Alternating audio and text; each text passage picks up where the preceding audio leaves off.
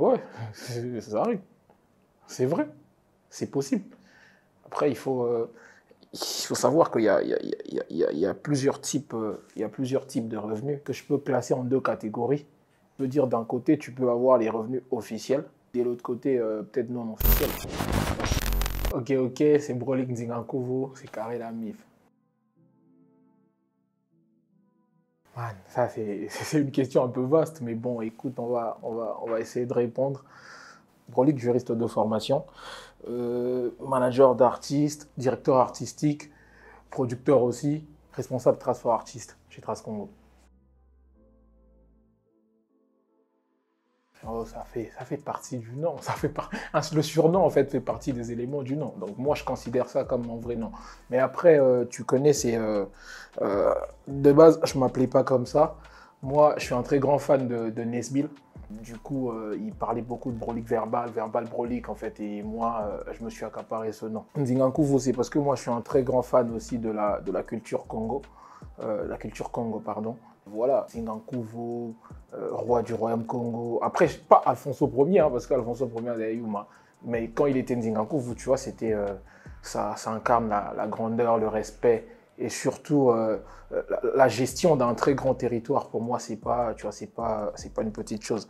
Donc, pour faire un petit récap, Brolik, ça vient de Nesbill et Nzingankuvu, ça vient de la culture Congo. Ça fait très longtemps, frère. Ça fait longtemps. Je sais plus combien d'années, mais ça fait longtemps. Je pense que c'est à partir de 2016. Ouais, 15 ou 16. Ça fait longtemps. Bah, MPR, en collaboration avec Mani Loco, Gali, en collaboration avec A, c'est toute la team. Sointement, Félo, un petit moment avec Janelle aussi, Janelle Ange.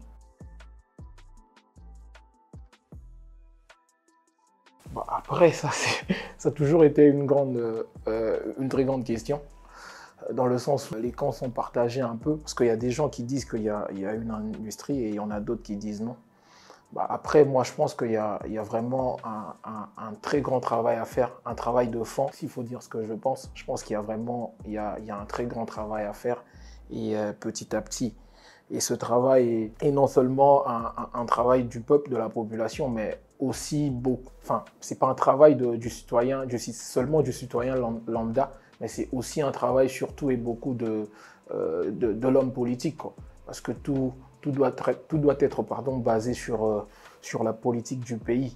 Enfin, la politique du pays de manière générale, mais particulièrement la politique culturelle. Donc, moi, je pense il y a encore énormément de travail à faire et petit à petit, ça arrivera, quoi.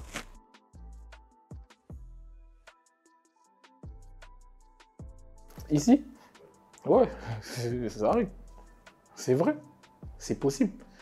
Après, il faut savoir qu'il y a, il y a plusieurs types, il y a plusieurs types de revenus que je peux classer en deux catégories. Je veux dire, d'un côté, tu peux avoir les revenus officiels, et de l'autre côté, peut-être non officiels. Dans le sens où, tu vois, même les mabanga, tout ce que les mécènes font, ce sont des revenus. Ce sont des revenus. Donc, si tu n'arrives pas à vendre, tu n'arrives pas à faire des showcases, tu peux avoir des gens, des bienfaiteurs qui te donnent quand même des cadeaux, des petits trucs, et ça, ce sont des revenus aussi. Donc, ouais, je pense que oui. Après, faudrait que l'artiste atteigne un certain niveau, parce que c'est pas tout le monde. Ça dépend aussi de la popularité, du relationnel de l'artiste avec ces gens-là. Donc, voilà.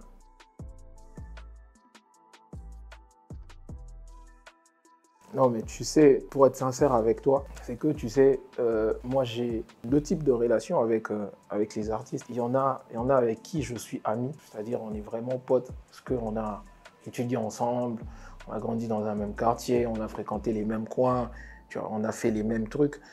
Et il y en a d'autres où tu vois, j'ai vraiment une relation professionnelle. Mais tu sais, moi quand je me retrouve, quand tu fais du mal à un de mes amis, moi, je considère comme si tu me fais du mal aussi. Mais après, cela ne veut pas dire que dans le cadre du travail, moi, j'ai un problème avec toi. Non, tu vois, je reste professionnel. Quand il s'agit du travail, c'est du travail. Mais hors travail, tu vois, quand tu es en train de faire quelque chose qui met en péril mon pote, parce que non seulement c'est mon pote, c'est avec quelqu'un aussi avec qui je travaille, tu vois. Donc c'est comme si tu me mettais en péril aussi. Mais s'il s'agit vraiment du travail, t'inquiète pas, moi j'ai aucun camp, je sais faire la différence. Tu sais, je me considère un peu comme un schizophrène, quelqu'un qui a plusieurs personnalités. Et donc à chaque fois, je choisis la personnalité que je dois utiliser, tu vois, lorsqu'il s'agit de gérer une situation. En une seule phrase, en tout cas, je sais très bien dissocier toutes ces choses et il n'y a aucun problème en tout cas.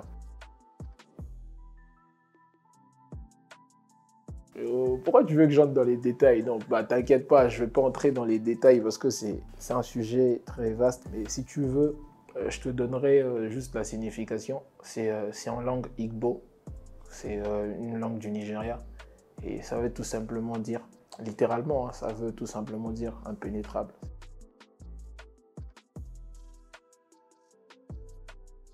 T'inquiète pas, écoute, s'il s'agit de faire le lien avec quelques artistes et que c'est possible, on va le faire, il n'y a pas de problème.